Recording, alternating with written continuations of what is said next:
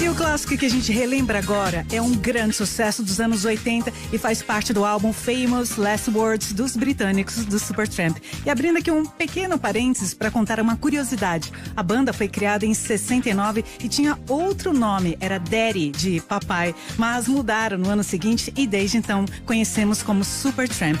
Essa música, que é uma das mais comerciais do grupo, já estreou bem nas paradas musicais e se tornou a segunda maior estreia da Billboard durante aquele ano de 82, só superada por Ebony and Ivory, de Paul McCartney e Stevie Wonder.